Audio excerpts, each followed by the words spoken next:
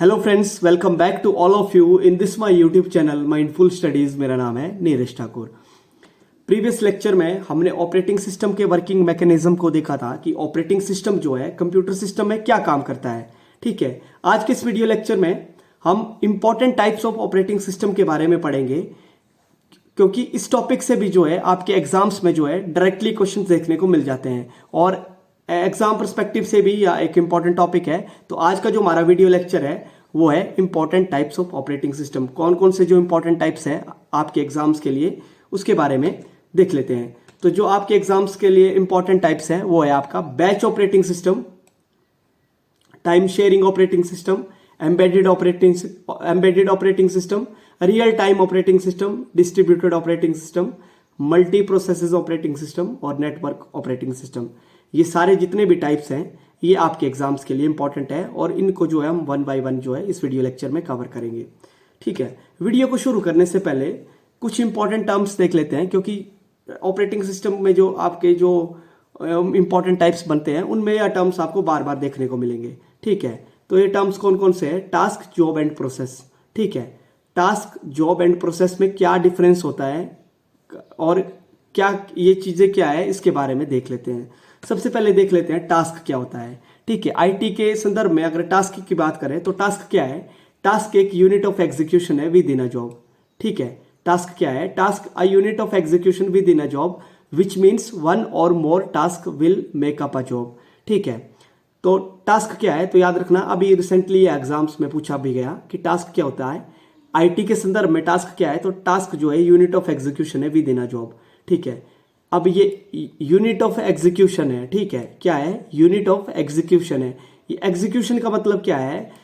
जब भी जो है इंस्ट्रक्शन साइकिल चलता है, तो इंस्ट्रक्शन साइकिल के बारे में मैंने जब माइक्रो प्रोसेसर पढ़ाया था तब मैंने उसको वहां पे डिटेल में बता दिया था कि इंस्ट्रक्शन साइकिल में क्या कौन कौन सी चीजें होती है। Fetch, decode and execute. तो क्या है?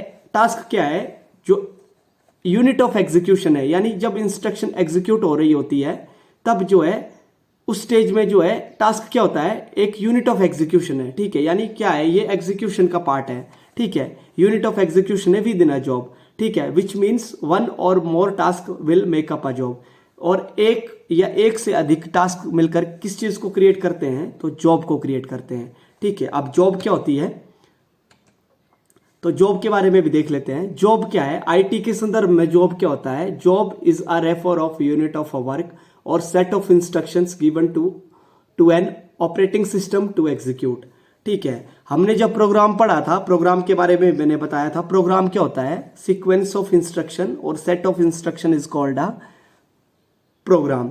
ठीक है, लेकिन यहां भी क्या है? सेट ऑफ इंस्ट्रक्शन है। ठीक है, ठीक है, तो प्रोग्राम और जॉब में कैसे डिफरेंशिएट करते हैं?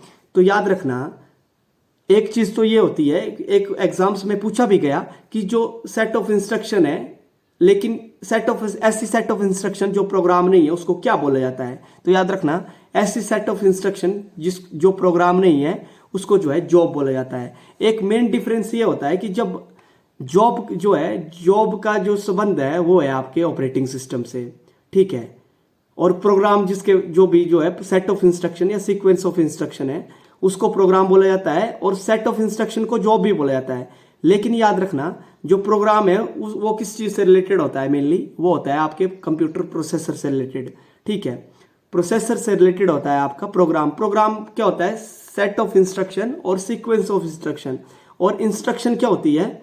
इंस्ट्रक्शन का मतलब ये होता है कि ऐसा ऑर्डर जो किसके द्वारा दिया जाता है? कंप्यूटर प्रोग्राम के द्वारा। कंप्यूटर प्रोसेसर को दिए जाने वाला जो ऑर्डर है उसको इंस्ट्रक्शन बोला जाता है। और प्रोग्राम क्या होता है? प्रोग्राम सेट ऑफ इंस्ट्रक्शन और सीक्वेंस ऑफ इंस्ट्रक्शन होता है। ठीक है, तो जो प्रोग्राम है वो किससे चीज से रिलेटेड है? तो प्रोग्राम रिलेटेड है आपके कंप्यूटर प्रोसेसर से रिलेटेड। लेकिन यहां जॉब की बात हो रही है, तो जॉब क्या है? जॉब सेट ऑफ इंस्ट्रक्शन है to given an operating system to execute. ऐसे सेट ऑफ इंस्ट्रक्शन जो कि कंप्यूटर के ऑपरेटिंग सिस्टम को एग्जीक्यूट करने के लिए क्रिएट किया जाता है, उसको क्या बोला जाता है? उसको जॉब बोला जाता है। ठीक है, अब नेक्स्ट बात कर लेते हैं, प्रोसेस क्या होती है। तो प्रोसेस के बारे में देख लेते हैं। मैंने पहले भी बताया था कि ऐसा प्रोग्राम जो कि एग्जीक्यूशन की स्टेज में है। ठीक है, process is a program is a process is a program in execution is called a process. ठीक है, इंस्ट्रक्शन साइकिल की बात हो रही है यहाँ भी कि ऐसे इंस्ट्रक्शन जो कि एग्जीक्यूशन की स्टेज में है। मैंने बोला था कि क्या होता है इंस्ट्रक्शन साइकिल में, क्या होता है, पहले इंस्ट्रक्शन को फेच किया जाता है मेमोरी से, देन जो इंस्ट्रक्शन जो है फेच हुई होती है उसको फिर डिकोड किया जाता है, फिर उसको जो है मेमोरी एड्रेस में चेक किया जाता है, देन उसको एग्जीक्यूट किया जाता है। तो यहाँ क्या बात हो रही है, ऐसा प्रोग्राम जो कि एग्जीक्यूशन की स्टेज में है, यानी ऐसा प्रोग्राम जो कि एग्जीक्यूट हो रहा है उसको जो है प्रोसेस बोला जाता है। ठीक है, a process is a program in execution is called a process and a task is a unit of execution within a job. ठीक है, टास्क क्या है, यूनिट ऑफ एग्जीक्यूशन है विद इन अ जॉब, और process क्या है, process is a program in execution. ठीक है, ऐसा प्रोग्राम जो कि एग्जीक्यूशन की स्टेज में है उसको प्रोसेस बोला जाता है। और टास्क क्या होता है, टास्क यूनिट ऑफ एग्जीक्यूशन होता है। मैं अभी भी बता रहा हूं क्योंकि एग्जाम्स में ये इसी लाइन से जो है क्वेश्चन बनाया जाता है। ठीक है, unit of execution within a job is called task. ठीक है, ऐसी लाइनें जो है एग्जामिनर आपसे एग्जाम में पूछता है। ठीक है, नाउ तो नेक्स्ट बात कर लेते हैं, जो पहला जो टाइप है ऑपरेटिंग सिस्टम का वो है आपका batch operating system. Batch operating system के बारे में देख लेते हैं। A batch operating system is a type of operating system that execute a sequence or batch of jobs without any user interactions. जैसे नाम से पता लग रहा है कैसा ऑपरेटिंग सिस्टम है, बैच ऑपरेटिंग सिस्टम है, और ये चीज़ों को कैसे एग्जीक्यूट कर रहा है, यह कर रहा है sequence or batch of jobs without any user interactions के। बोलने का मतलब ये है कि ये चीज़ों को जो है, जैसे मैंने पहले आपको जब टास्क पढ़ाया तो मैंने क्या बोला, एक सिंगल टास्क और मल्टीपल टास्क मिलकर जो है एक जॉब का क्रिएट करते हैं, और उन जॉब्स का फिर एक बैच बना दिया जाता है, यानी सिमिलर जितने भी जो टास्क है उनको जो है उनको इकट्ठा करके उनको जो है एक बैच के फॉर्म में जो है सीपीयू को सबमिट कर दिया जाता है। और इसमें एक चीज़ इंपॉर्टेंट ये है कि यह सारा जो है विदाउट एनी यूजर इंटरेक्शंस के थ्रू होता है। इसमें सिंपली आपको जो है एक बार रिक्वेस्ट डालनी होती है ऑपरेटर को, इसमें ऑपरेटर वाला कॉन्सेप्ट चलता है, और फिर जो है आपको उसके बाद जो है आपको फिर कांस्टेंट इनपुट की आवश्यकता नहीं होती है, सारा काम जो है आपका ऑपरेटर संभाल लेता है। ठीक है, in a batch operating system multiple job are submitted together as a batch. जैसे मैंने पहले बता दिया, इस ऑपरेटिंग सिस्टम में क्या होता है कि जो मल्टीपल जो जॉब्स होती हैं, यानी जो सिमिलर जो वर्क होते हैं उनको जो है एक साथ मिलाकर जो है उनका एक बैच बना दिया जाता है। जैसे सिमिलर जितने भी टास्क होते हैं उनका जो है एक बैच क्रिएट करके जो है उसको जो है आगे सीपीयू को ट्रांसफर कर दिया जाता है प्रोसेस करने के लिए। और मैंने बताया इसमें जो है कॉन्स्टेंट इनपुट की आवश्यकता नहीं होती है यूज़र की। जो यूज़र जो है, जैसे आप कोई इनपुट दे रहे हैं, देन उसके बाद आपको कोई आउटपुट आ रही है, ऐसी कोई आवश्यकता नहीं है। यह सारी चीज़ जो है ऑटोमेटिकली एग्जीक्यूट होती है। यानी आपको जो है सिंपली एक बार जो है आपकी अपनी रिक्वेस्ट जो है ऑपरेटर को सबमिट करनी होती है, देन उसके बाद सारा मैकेनिज्म जो है ऑपरेटर खुद संभालता है इस ऑपरेटिंग सिस्टम में। ठीक है, this operating system is commonly used in main frame computer and large scale data processing systems. ये चीज़ जो है आपके एग्जाम्स के लिए मोस्ट इंपॉर्टेंट है। ठीक है, एक चीज़ और नोट कर लेना कि जो फर्स्ट जनरेशन कंप्यूटर की जो फर्स्ट जनरेशन थी उसमें जिस ऑपरेटिंग सिस्टम का इस्तेमाल किया गया था उसका नाम था बैच ऑपरेटिंग सिस्टम। ठीक है, तो इस चीज़ को जो है दो तरीके से पूछ लिया जाता है। एक तो ये पूछ लिया जाता है कि जो फर्स्ट जनरेशन थी कंप्यूटर की उसमें कौन से ऑपरेटिंग सिस्टम का इस्तेमाल किया गया, तो उसका नाम था बैच ऑपरेटिंग सिस्टम। दूसरी ये चीज़ पूछ ली जाती है कि कौन से कंप्यूटर में जो है बैच ऑपरेटिंग सिस्टम मेनली इस्तेमाल किया जाता है या किया जाता था, तो उसका आंसर है मेन फ्रेम कंप्यूटर। क्यों है, क्योंकि जो फर्स्ट जनरेशन के जितने भी जो कंप्यूटर थे मेनली उनमें इसी ऑपरेटिंग सिस्टम का इस्तेमाल किया गया था, चाहे वो एनिएक हो, एडवेक हो, एडसेक हो, ये सारे जितने भी जो मेन फ्रेम कंप्यूटर रहे उनमें जिस ऑपरेटिंग सिस्टम का इस्तेमाल किया गया था उनका नाम था बैच ऑपरेटिंग सिस्टम। तो यहाँ एक चीज़ याद रख लेना, अगर फर्स्ट जनरेशन कंप्यूटर की फर्स्ट जनरेशन में के ऑपरेटिंग सिस्टम की के बारे में पूछे तो भी बैच ऑपरेटिंग सिस्टम, और अगर मेन फ्रेम कंप्यूटर और large scale data processing system के ऑपरेटिंग सिस्टम के बारे में पूछे तो भी जो है बैच ऑपरेटिंग सिस्टम ही जो है आपका राइट आंसर है। ठीक है, नेक्स्ट बात कर लेते हैं। देखिए कुछ और चीज़ें नोट डाउन कर लो। In computing batch operating system is a type of operating system that allow multiple user to use it at a same time. ठीक है, बोलने का मतलब क्या है कि एक तरह से यह मल्टी यूजर ऑपरेटिंग सिस्टम था। जो बैच ऑपरेटिंग सिस्टम था इसमें जो है मल्टीपल यूजर जो है एक साथ काम कर सकते थे एट अ टाइम। ठीक है, एट अ टाइम जो है मल्टीपल यूजर जो है एक साथ जो है काम कर सकते थे। It does not allow direct communication between user. ठीक है, ये मैंने पहले भी बता दिया कि ऐसा यह एक ऑटोमेटिकली ऑपरेटिंग सिस्टम था, ऑटोमेटिक ऑपरेटिंग सिस्टम था और इसमें जो है डायरेक्टली यूजर के साथ कम्युनिकेशंस और इंटरेक्शंस की कोई आवश्यकता नहीं थी। ठीक है, meaning that each user must complete their task before passing control to the next user. ठीक है, ये थोड़ा सा इसमें क्या होता था कि जैसे सीपीयू जैसे किसी टास्क को सीपीयू अगर किसी टास्क को परफॉर्म कर रहा होता था तो उसमें जो है दूसरा टास्क जो है नहीं लिया जाता था जब तक जो है पहला टास्क जो है कंप्लीट नहीं हो जाता था। तो एक तरह से यह डिसएडवांटेज था इस ऑपरेटिंग सिस्टम का। ठीक है, in certain computer operating system, देखिए अब जो मैंने पहले बता दिया कि जॉब जो है, जॉब वाला जो कॉन्सेप्ट चलता है वो बैच ऑपरेटिंग सिस्टम में चलता है। ठीक है, तो यहाँ उसी के बारे में बात हो रही है कि in a certain computer operating system a job a unit of a work that a computer operator, जैसे मैंने पहले बताया कि जो आपका जो रिक्वेस्ट है वो कंप्यूटर ऑपरेटर को सबमिट कर दी जाती है, फिर कंप्यूटर ऑपरेटर जो है सारा मैकेनिज्म जो है अपने आप जो है संभाल लेता है और इसमें जो है यूजर की कॉन्स्टेंट इनपुट की या डायरेक्टली कम्युनिकेशंस की या इंटरेक्शंस की आवश्यकता नहीं रहती है। ठीक है, तो सेम उसी बारे में बात हो रही है ना। ये है आपका batch operating system. Batch operating system में मैंने पहले बता दिया कि जो टास्क होते हैं, एक हो चाहे एक से अधिक हो, उनकी एक जॉब क्रिएट कर दी जाती है। जो जितने भी जो सिमिलर टास्क हैं या जो सिमिलर जॉब्स हैं, फिर उनका एक बैच क्रिएट कर दिया जाता है और बाद में जो सिमिलर जॉब जो है वो सीपीयू को जो है आगे सबमिट कर दी जाती है। ठीक है, तो एक चीज़ याद रख लेना, ये जॉब और बैच वाला जो मैकेनिज्म है ये आपके बैच ऑपरेटिंग सिस्टम में काम करता है। ठीक है, तो इसमें ज़्यादा डिटेल में नहीं पढ़ना है क्योंकि आप छोटे लेवल के एग्ज़ाम्स की तैयारी कर रहे हैं, तो इसके लिए जो है ये चीज़ें ही इंपॉर्टेंट है, ज़्यादा इसमें पढ़ने की कोई आवश्यकता नहीं है, डीप में पढ़ने की। तो एक चीज़ याद रख लेना कि इसमें क्या होता है कि जो देखिए मैंने पहले क्या बोला कि सिंगल टास्क और जो मल्टीपल टास्क जो है मिलकर एक जॉब को क्रिएट करते हैं और फिर जॉब जो है जो सिमिलर जॉब्स जो होती है उनका फिर एक बैच क्रिएट कर दिया जाता है। जैसे ये जॉब 1, जॉब 2 और जॉब 3 जो आप देख रहे हैं ये अलग अलग जो है टास्क है और इन टास्क का फिर आगे जो है एक बैच क्रिएट कर दिया गया होता है। ठीक है, तो इस बैच ऑपरेटिंग सिस्टम का जो मैकेनिज्म है ये इसी तरह से जो है काम करता है और ये जो है मेनली फर्स्ट जनरेशन, जो कंप्यूटर की फर्स्ट जनरेशन थी उसमें इस्तेमाल किया गया था। ठीक है, तो ये आपका बैच ऑपरेटिंग सिस्टम। अगला जो इंपॉर्टेंट टाइप्स है वो है आपका single user single tasking operating system. ठीक है, तो single user single tasking operating system कैसा ऑपरेटिंग सिस्टम है, देखो नाम से पता लग रहा है single user single tasking operating system. These operating system allow only one user to execute one task at a time. ऐसा ऑपरेटिंग सिस्टम है जिसमें एक समय में एक यूजर ही काम कर सकता है, एक काम को ही कर सकता है। ठीक है, कैसा ऑपरेटिंग सिस्टम है, allow only one user to execute one task at a time. एक समय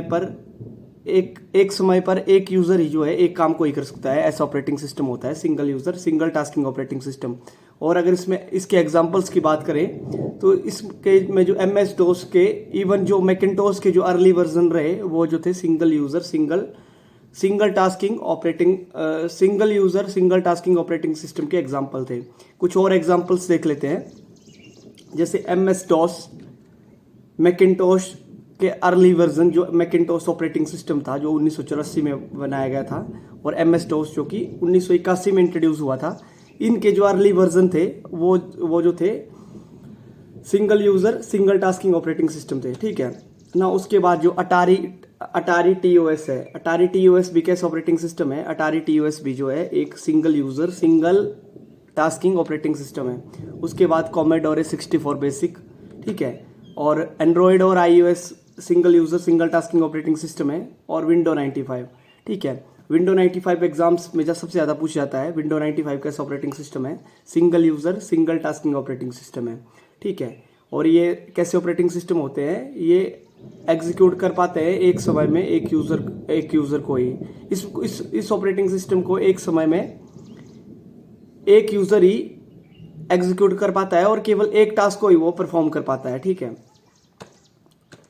नाउ नेक्स्ट जो इम्पोर्टेंट टाइप है वो है multi user multitasking operating system, ठीक है। Multi user multitasking operating system कैसा ऑपरेटिंग सिस्टम है? Multi user multitasking operating systems are designed to support multiple user concurrently and allow multiple task और program to run simultaneously. मतलब ऐसे operating system जिसपे multiple user यानी बहुत सारे user एक साथ जो है काम कर सकते हैं उसको बोलते हैं multi user multitasking operating system. और ये जो है और this operating system provides feature for task scheduling, resource management and user authentications, ठीक है। जो ऑपरेटिंग सिस्टम के जो इस ऑपरेटिंग सिस्टम के जो इंपॉर्टेंट फीचर है जैसे टास्क शेड्यूलिंग हो गई, रिसोर्स मैनेजमेंट हो गया एंड यूजर ऑथेंटिकेशंस, इस ऑपरेटिंग सिस्टम की मेन फीचर है, ठीक है। Here are some examples of multi user multitasking operating system. देखिए इसके इंपॉर्टेंट एग्जांपल कौन से हैं? Multi user multitasking operating system की बात हो रही है तो ये जब जितने भी जो एग्जांपल है ये multi user multitasking operating system है, ठीक है। जैसे Unix and Unix like operating system, Windows server, Linux, Ubuntu, Mac OS X, Unix and AIX यानी advance interactive executive and window 10। Window 10 की अगर बात करें तो विंडो 10 जो है मल्टी यूजर भी है और सिंगल यूजर भी है। इसके कुछ एडिशन है, जैसे विंडो 10 के 3-4 इंपॉर्टेंट एडिशन है जिसमें होम है, प्रो है। तो जैसे जो प्रो एडिशन है विंडो 10 का वो मल्टी यूजर ऑपरेटिंग सिस्टम है, लेकिन जो विंडो 10 का होम एडिशन है उसमें वो जो है सिंगल यूजर ऑपरेटिंग सिस्टम है। तो इस तरह से विंडो 10 सिंगल यूजर भी है और मल्टी यूजर भी है, ठीक है। नाउ अगला जो इंपॉर्टेंट टाइप है वो है real time operating system, RTOS, ठीक है। तो रियल टाइम ऑपरेटिंग सिस्टम जो है कैसा ऑपरेटिंग सिस्टम है? A real-time operating system is an operating system designed to provide deterministic and predictable response time to events and tasks in real-time applications। ऐसे operating system जो कि provide करवाते हैं deterministic and predictable response को, ठीक है, with in time के अंदर, ठीक है। ऐसी चीजें जैसे मान लो जो चीजें 1 मिनट में प्रोसेस कर रही हैं उसको 1 मिनट के अंदर ही जो है प्रोसेस किया जाता है और यह जो है इस तरह के रिजल्ट्स को जो है इस तरह के जो चीज रिक्वायरमेंट्स है इन सभी चीज़ों के लिए जो है डिज़ाइन किया गया ऑपरेटिंग सिस्टम है आपका रियल टाइम ऑपरेटिंग सिस्टम। और ये कहाँ पे इस्तेमाल होता है? ये होता है आपके रियल टाइम एप्लीकेशंस में। जितनी भी जो रियल टाइम एप्लीकेशंस हैं उन पर इस्तेमाल होने वाला जो ऑपरेटिंग सिस्टम होता है वो रियल टाइम ऑपरेटिंग सिस्टम ही होता है, ठीक है। It is specifically design to handle time critical task and meet strict timing requirement, ठीक है। तो मैंने क्या बोला कि जो यानी मेनली जो है टाइम के ऊपर फोकस किया हुआ, टाइम के ऊपर जो फोकस्ड जो ऑपरेटिंग सिस्टम है, यानी कोई चीज़ अगर 10 सेकंड के अंदर करनी है तो वो 10 सेकंड के अंदर ही होती है, ना 11 ना 9, मतलब बिल्कुल स्ट्रिक्ट टाइमिंग के अंदर, ठीक है। और किस लिए बनाया गया है ये ऑपरेटिंग सिस्टम बनाया गया है हैंडल करने के लिए टाइम क्रिटिकल टास्क का अगर एग्जांपल दूं तो सबसे अच्छा एग्जांपल है जो आपकी गाड़ी में जो एयर बैग्स लगे होते हैं जो कि एक्सीडेंट होने पर इमीडिएट खुलते हैं विद इन सेकंड के अंदर। तो उस तरह की चीज़ों में इस्तेमाल होने वाला जो ऑपरेटिंग सिस्टम होता है वो होता है रियल टाइम ऑपरेटिंग सिस्टम। मान लो आपका एक्सीडेंट हो गया और आपके एयरबैग्स जो है 10 या 15 सेकंड के बाद खुल रहे हैं, तो फिर उसका क्या बेनिफिट है? तो इस तरह के जो टाइम क्रिटिकल जो टास्क होते हैं इन्हीं टास्क को परफॉर्म करने के लिए जो है रियल टाइम ऑपरेटिंग सिस्टम को जो है बनाया गया है, ठीक है। Real time operating system prioritize task based on their deadlines and ensure that task will higher priority were execute before lower priority task, ठीक है। और ऐसा और प्रायोरिटी वाइज जो है टास्क को परफॉर्म करने वाला ऑपरेटिंग सिस्टम है, यानी जो चीज़ें जो हायर प्रायोरिटी वाले जो टास्क है उनको जो है पहले एग्जीक्यूट कर दिया जाता है, उसके बाद जो है जो लोअर प्रायोरिटी वाले टास्क है उनको जो है बाद में परफॉर्म करता है ये, यानी अगर प्रायोरिटी बेस्ड जो है ऑपरेटिंग सिस्टम है। They also provide mechanism for handling interrupt, scheduling task, managing resource and enforcing timing constraints. ठीक है, तो जो रियल टाइम ऑपरेटिंग सिस्टम है वो भी जो है, जैसे जो ऑपरेटिंग सिस्टम के जो फीचर होते हैं, जैसे टास्क मैनेजमेंट है, शेड्यूलिंग है, इंटरप्ट है, ये रिसोर्स को मैनेज करना है, ये सारे फीचर जो है रियल टाइम ऑपरेटिंग सिस्टम के अंदर भी एग्जिस्ट करते हैं। Real time operating system are commonly used in various industries including aerospace, automotive, industrial automations, medical devices and telecommunications. देखिए ये सारी इंडस्ट्रीज में जो है रियल टाइम ऑपरेटिंग सिस्टम जो है इस्तेमाल होता है। कौन कौन सी? जैसे एरोस्पेस है, यानी जो एरोस्पेस है, जैसे एरोस्पेस जो इंडस्ट्रीज है, ऑटोमोटिव है और इंडस्ट्रियल और मेडिकल डिवाइसेस जो है, जैसे अगर मेडिकल डिवाइसेस में अगर मैं एग्जांपल दूं तो एक्सरे, जैसे एक्सरे होता है, तो एक्सरे में भी क्या होता है कि ह्यूमन को जो है या आदमी को जो है बड़ी देर तक मशीन में नहीं डाल सकते हैं, क्योंकि एक्सरे जो है उससे भी जो है बॉडी को जो है मतलब डैमेज पहुंचता है। तो यहाँ भी जो है टाइम की बड़ी रिक्वायरमेंट रहती है। तो इसलिए जो है इन सभी जो इंडस्ट्रीज है, जैसे मैंने पहले ही बता दिया, एरोस्पेस और मेडिकल डिवाइस जैसी और टेलीकम्युनिकेशन जैसी इंडस्ट्रीज में जो है रियल टाइम ऑपरेटिंग सिस्टम जो है इस्तेमाल किया जाता है। They are utilized in application such as flight control system, automotive, electronic system, robotics and process control. तो ये सारी चीजें जो है ये रियल टाइम ऑपरेटिंग सिस्टम के ऊपर बेस्ड है। ठीक है, अगर एग्जांपल्स की बात करें तो रियल टाइम ऑपरेटिंग सिस्टम के जो इंपॉर्टेंट एग्जांपल्स हैं वो कौन कौन से हैं, तो ये आपके एग्जाम्स के लिए मोस्ट इंपॉर्टेंट है, तो याद रखना, free RTOS, QNX, VxWorks, ThreadX and ECOS। ये सारे एग्जाम्पल जो है ये रियल टाइम ऑपरेटिंग सिस्टम के एग्जाम्पल हैं। ठीक है, तो ये था आपका रियल टाइम ऑपरेटिंग सिस्टम। और एक चीज और याद रखना, रियल टाइम ऑपरेटिंग सिस्टम जो है, अगर रियल टाइम ऑपरेटिंग सिस्टम के अगर टाइप्स देखें तो रियल टाइम ऑपरेटिंग सिस्टम के दो टाइप्स होते हैं, एक hard real time operating system और एक soft real time operating system. तो याद रखना, हार्ड और सॉफ्ट जो है ये रियल टाइम ऑपरेटिंग सिस्टम के जो है टाइप्स है। ठीक है, तो इन चीज़ों को भी जो है आपने नोट डाउन कर लेना। ठीक है, नेक्स्ट जो इम्पॉर्टेंट टाइप है वो है टाइम शेयरिंग ऑपरेटिंग सिस्टम। ठीक है, टाइम शेयरिंग ऑपरेटिंग सिस्टम के बारे में देख लेते हैं क्या है। बात कर लेते हैं टाइम शेयरिंग ऑपरेटिंग सिस्टम के बारे में। ठीक है, टाइम शेयरिंग ऑपरेटिंग सिस्टम कैसा ऑपरेटिंग सिस्टम है? Time sharing is a method of allowing multiple individuals at different terminal to access the same computer system simultaneously. बोलने का मतलब क्या है कि इसमें जो है टाइम शेयरिंग एक ऐसा मेथड है ऑपरेटिंग सिस्टम में जिसमें मल्टीपल इंडिविजुअल्स जो है डिफरेंट टर्मिनल से एक्सेस कर पाते हैं सेम कंप्यूटर को। ठीक है, और ये जो है एक साथ एक्सेस करने की कैपेबिलिटी होती है टाइम शेयरिंग ऑपरेटिंग सिस्टम की। ना इसको एक डायग्राम के माध्यम से समझने का प्रयास करो। देखिए ये सारे जो है एक्टिव यूजर हैं। ठीक है, ये जो 6 आप यूजर का एग्जांपल देख रहे हैं, तो इसमें क्या होता है कि CPU जो है सबकी प्रोसेसेस को जो है टाइम, सबके लिए जो है टाइम अलॉट कर देता है। ठीक है, और इस टाइम शेयरिंग ऑपरेटिंग सिस्टम को जो है मल्टीटास्किंग ऑपरेटिंग सिस्टम के नाम से भी जाना जाता है। तो ये क्या करता है, जैसे ये जितने भी जो यूजर हैं इनकी प्रोसेस को जो है साइमल्टेनियसली जो है बारी बारी से जो है परफॉर्म करने का काम जो है CPU करता है। ठीक है, तो जैसे हमने एग्जांपल में देखा कि टाइम शेयरिंग ऑपरेटिंग सिस्टम क्या है, एक मेथड है allow multiple individuals user to different terminals to access the same computer simultaneously.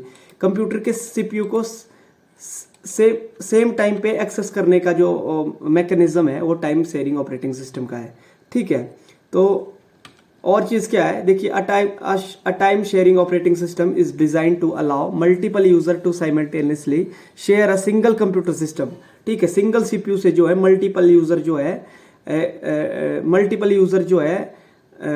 जो है एक्सेस कर पाते हैं CPU जो सिंगल कंप्यूटर सिस्टम है उसको, by dividing a CPU time among of them. सबके लिए जो है CPU जो है टाइम अलॉट कर देता है, और जितने भी जो डिफरेंट यूजर होते हैं वो साइमल्टेनियसली जो है सिंगल कंप्यूटर सिस्टम को एक्सेस कर पाते हैं। ठीक है, इसके लिए जो है क्वांटम और जो सीपीयू टाइम होता है, उसके माध्यम से जो है ये सारी चीजें जो है चलती हैं। ठीक है, time sharing operating system allow multiple user to share a single computer system dividing the CPU time among them through multitasking and CPU scheduling techniques. देखिए मैंने अभी पीछे से क्या बोला कि टाइम शेयरिंग ऑपरेटिंग सिस्टम और कौन से नाम से जाना जाता है, तो टाइम शेयरिंग ऑपरेटिंग सिस्टम को जो है मल्टीटास्किंग ऑपरेटिंग सिस्टम के नाम से भी जाना जाता है। और ये जो सारा जो प्रोसेस होता है ये किसके माध्यम से हो पाता है, टाइम शेयरिंग ऑपरेटिंग सिस्टम में ये हो पाता है सीपीयू टाइम के थ्रू और मल्टीटास्किंग और सीपीयू शेड्यूलिंग टेक्निक के थ्रू जो है ये सारी चीजें जो है टाइम शेयरिंग ऑपरेटिंग सिस्टम कर पाता है। किसके थ्रू, सीपीयू टाइम के और शेड्यूलिंग टेक्निक के through. It facilitates interactive computer, ensure resource sharing and provide fairness among users. ठीक है, इसको जो है फेयर शेयर ऑपरेटिंग सिस्टम और मल्टीटास्किंग ऑपरेटिंग सिस्टम के नाम से भी जाना जाता है। ठीक है, और इसमें क्या होता है कि सेम टाइम सब यूजर्स के लिए जो है अलॉट कर दिया जाता है। ठीक है, तो ये था आपका टाइम शेयरिंग ऑपरेटिंग सिस्टम। और इसके एग्जांपल कौन कौन से हैं टाइम शेयरिंग ऑपरेटिंग सिस्टम के, तो यहाँ पे कुछ इंपॉर्टेंट एग्जांपल देख लो। तो जो टाइम शेयरिंग ऑपरेटिंग सिस्टम के इंपॉर्टेंट एग्जांपल है वो यूनिक्स और लाइनेक्स है। Window with multi user support, जो विंडो के जो ऑपरेटिंग सिस्टम है जो मल्टी यूजर को सपोर्ट करते हैं वो भी जो है टाइम शेयरिंग ऑपरेटिंग सिस्टम के कैटेगरी में आते हैं। और मैकओएस भी जो है टाइम शेयरिंग ऑपरेटिंग सिस्टम का एक इंपॉर्टेंट एग्जांपल है। ठीक है, तो याद रखना Windows with multi user support, कौन कौन से जो इंपॉर्टेंट है जो वर्जन है विंडो के जो मल्टी यूजर को सपोर्ट करते हैं। तो याद रखना मैंने पहले भी बता दिया कि विंडो 10 का जो प्रो एडिशन है वो जो है मल्टी यूजर ऑपरेटिंग सिस्टम है। ठीक है, और भी डिफरेंट टाइप है, डिफरेंट वर्जन है जो कि मल्टी यूजर को सपोर्ट करते हैं। ठीक है, विंडो एनटी है। ठीक है, विंडो एनटी भी जो है मल्टी यूजर ऑपरेटिंग सिस्टम है। ठीक है ना, अगला जो इंपॉर्टेंट ऑपरेटिंग सिस्टम है वो है आपका डिस्ट्रीब्यूटेड ऑपरेटिंग सिस्टम। तो डिस्ट्रीब्यूटेड ऑपरेटिंग सिस्टम के बारे में देख लेते हैं। तो distributed operating system use many central processing to serve multiple real time applications and users as a result data processing job and distributed between the processors. ठीक है, तो बोलने का मतलब क्या है, कैसा ऑपरेटिंग सिस्टम है ये, इसमें जो है मैनी सेंट्रल प्रोसेसर जो है इस्तेमाल किए जाते हैं, यानी मल्टीपल सीपीयू इस्तेमाल किए जाते हैं। किसके लिए, मल्टीपल जो रियल टाइम एप्लीकेशंस हैं एंड यूजर्स हैं उनके लिए। और as a result data processing job are distributed between the processor.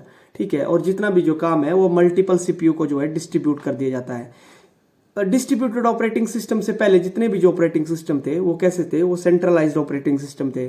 Centralised system कैसे सिस्टम होते हैं, सेंट्रलाइज सिस्टम में क्या होता है कि एक सिंगल सीपीयू के ऊपर जो है सारा दारोमदार होता है, यानी जितनी भी जो वर्किंग है या जितनी भी जो प्रोसेसेस है वो सारा जो है वो सिंगल सीपीयू संभालता था। और दिक्कत क्या होती थी कि मान लो उस सिंगल सीपीयू में कोई फॉल्ट आ गया या उसके वर्किंग मैकेनिज्म में कोई प्रॉब्लम आ गई तो सारा काम जो है ठप पड़ जाता था। तो इसी समस्या से निजात पाने के लिए जो नई ऑपरेटिंग सिस्टम का इजाद किया गया जिसका नाम था डिस्ट्रीब्यूटेड ऑपरेटिंग सिस्टम। और इसमें क्या होता था, इसमें मल्टीपल सीपीयूज होते थे। ठीक है, और मल्टीपल सीपीयू में क्या होता था कि इससे क्या बेनिफिट हुआ मल्टीपल सीपीयू से, कि मान लो एक सीपीयू में कोई फॉल्ट आता है तो जो अन्य सीपीयूज हैं वो उन चीजों को जो है संभाल लेते हैं। ठीक है, distributed operating system is the type of a model where applications are running multiple computer link to a communications. और ये सारी चीजें क्या होती है, ये सारी चीजें जो है एक कम्युनिकेशंस के थ्रू कनेक्टेड होती है। इसको मैं एक डायग्राम के माध्यम से समझाता हूं। देखिए, ये आपका डिस्ट्रीब्यूटेड ऑपरेटिंग सिस्टम का एग्जांपल। ठीक है, इसमें क्या है, मल्टीपल सीपीयूज हैं। डिस्ट्रीब्यूटेड का मतलब होता है कि किसी एक चीज के ऊपर दारोमदार नहीं है, वो सारी चीजें जो है डिस्ट्रीब्यूटेड है। तो यहाँ पे जो है डिफरेंट सीपीयूज है और यह डिफरेंट सीपीयूज जो है एक कम्युनिकेशन नेटवर्क के थ्रू या एक कम्युनिकेशन ऑपरेटिंग सिस्टम के थ्रू जो है आपस में कनेक्ट है। ठीक है, तो इससे क्या बेनिफिट होता है, देखिए तो इससे क्या होता है कि it is the extension of network operating system which support higher level to communications and integration the machine on the network. और इससे क्या होता है कि जो प्रोसेसिंग मैकेनिज्म है एक तो वो फास्ट हो जाता है, दूसरा जो है किसी सिंगल सीपीयू में फॉल्ट आने के बावजूद जो है आ जाता है, तो उससे क्या होता है कि जो वर्किंग मैकेनिज्म है या जो प्रोसेसेस है वो रुकती नहीं है, वो जो है उस प्रोसेसेस को जो है कोई अन्य सीपीयू जो है अपने कंट्रोल में ले लेता है। ठीक है, distributed operating system run multiple CPU but for the end users it just an ordinary centralised operating system. ठीक है, तो देखिए एक यह एग्जांपल भी है। तो डिस्ट्रीब्यूटेड ऑपरेटिंग सिस्टम में क्या होता है, जैसे ये वर्क स्टेशन है, ये फाइल सर्वर है, ये कंप्यूटर नोड है, ये डीबी सर्वर है और वर्क स्टेशन है, ये सारे आपस में किस चीज़ से कनेक्टेड है, तो ये जो है ये सारे क्या है, एक तरह से मल्टीपल इंडिविजुअल कंप्यूटर हैं। ठीक है, और ये किससे कनेक्टेड है, तो ये जो है सारे जो है एक कम्युनिकेशंस नेटवर्क के थ्रू कनेक्टेड है, यानी डिस्ट्रीब्यूटेड ऑपरेटिंग सिस्टम के थ्रू जो है ये आपस में कनेक्ट है। तो क्या होता था, जैसे मान लो जो इससे पहले जो सेंट्रलाइज्ड होते थे वो सारा जो फाइल सर्वर है, वर्क स्टेशन है, कम्युनिकेशन कंप्यूटर डीबी सर्वर है, वर्क स्टेशन है, वो सारा काम जो था एक सिंगल सीपीयू के ऊपर होता था। लेकिन यहाँ जो है ये सारा काम जो है डिस्ट्रीब्यूटेड फॉर्म में है, तो ये बेनिफिट होता है। और डिस्ट्रीब्यूटेड ऑपरेटिंग सिस्टम एक फास्ट ऑपरेटिंग सिस्टम की कैटेगरी में आता है। क्यों आता है, क्योंकि इस पे जो है मल्टीपल सीपीयू इस्तेमाल किए जाते हैं। ठीक है, क्यों फास्ट है डिस्ट्रीब्यूटेड ऑपरेटिंग सिस्टम, क्योंकि एक सिंगल सीपीयू इतना फास्ट मैकेनिज्म करता है, तो इसमें तो मल्टीपल सीपीयू इस्तेमाल किए जाते हैं। जैसे फॉर एग्जांपल के लिए ये एक सीपीयू है, ये भी एक सीपीयू है, ये भी सीपीयू है, ये सीपीयू है, तो चार सीपीयू जब आपस में इंटरकनेक्टेड होकर काम करेंगे तो उस कम्युनिकेशन नेटवर्क का जो प्रोसेसिंग मैकेनिज्म है वो कितना फास्ट होगा। ठीक है, तो ये था आपका डिस्ट्रीब्यूटेड ऑपरेटिंग सिस्टम। और इसमें जो इंपॉर्टेंट एग्जांपल है वो है लाइनेक्स है, ओरेकल सोलरिस है, माइक्रोसॉफ्ट विंडोज सर्वर है, गूगल क्रोम ओएस है, अपाचे हेडोप है, फ्री बीएसटी है और रेड हैट एंटरप्राइजेस लाइनेक्स। ये इंपॉर्टेंट है क्योंकि एग्जाम्स में अभी आया है। ठीक है, रेड हैट एंटरप्राइजेस लाइनेक्स जो है कौन से ऑपरेटिंग सिस्टम का एग्जाम्पल है, तो यह डिस्ट्रीब्यूटेड ऑपरेटिंग सिस्टम का एग्जाम्पल है। फ्री बीएसटी भी जो है ये भी जो है डिस्ट्रीब्यूटेड ऑपरेटिंग सिस्टम का एक एग्जाम्पल है। ठीक है, तो नेक्स्ट अगला जो इम्पोर्टेंट है वो है आपका एम्बेडेड ऑपरेटिंग सिस्टम। ठीक है, एम्बेडेड ऑपरेटिंग सिस्टम के बारे में देख लेते हैं। An embedded operating system is a specialized operating system design to be used in embedded systems के लिए। ठीक है, बोलने का मतलब क्या है कि एम्बेडेड ऑपरेटिंग सिस्टम कैसा ऑपरेटिंग सिस्टम है, एक स्पेशलाइज्ड ऑपरेटिंग सिस्टम है जो कि डिजाइन किया गया है किसके लिए, एम्बेडेड सिस्टम्स के लिए। और एम्बेडेड सिस्टम क्या होते हैं, तो an embedded system refer to a computer system that is integrated into a larger devices or a product typically for special functions or control purposes के लिए। ठीक है, तो जो एम्बेडेड सिस्टम है वो कैसे क्या होते हैं, तो एम्बेडेड सिस्टम क्या होते हैं, एक कंप्यूटर सिस्टम होता है जो कि इंटीग्रेटेड कर दिया जाता है एक बड़ी डिवाइसेस के साथ या प्रोडक्ट के साथ, किसके लिए, स्पेसिफिक फंक्शंस को कंट्रोल और परफॉर्म करने के लिए। ठीक है, an embedded operating system is the combination of software and hardware. ठीक है, एम्बेडेड ऑपरेटिंग सिस्टम किसका कंबाइनेशन है, सॉफ्टवेयर और हार्डवेयर का कंबाइनेशन है। An embedded system refer to a computer system design to perform a specific functions within a larger system और devices. मैंने क्या बोला, मैंने पहले भी कहा कि जो एम्बेडेड सिस्टम होता है वो क्या होता है कि एक बड़े सिस्टम में एक छोटा सिस्टम जो है फिक्स कर दिया जाता है। ठीक है, किसके लिए, किसी स्पेसिफिक फंक्शंस को परफॉर्म करने के लिए या किसी स्पेसिफिक फंक्शंस को कंट्रोल करने के लिए। ठीक है, के लिए जो है एक बड़े सिस्टम में एक छोटा सिस्टम जो है फिक्स कर दिया जाता है, उसी को बोला जाता है एम्बेडेड सिस्टम, किसी स्पेसिफिक फंक्शंस को परफॉर्म करने के लिए। और इसके बाद जो है इंपॉर्टेंट एग्जांपल्स देख लेते हैं एम्बेडेड ऑपरेटिंग सिस्टम के।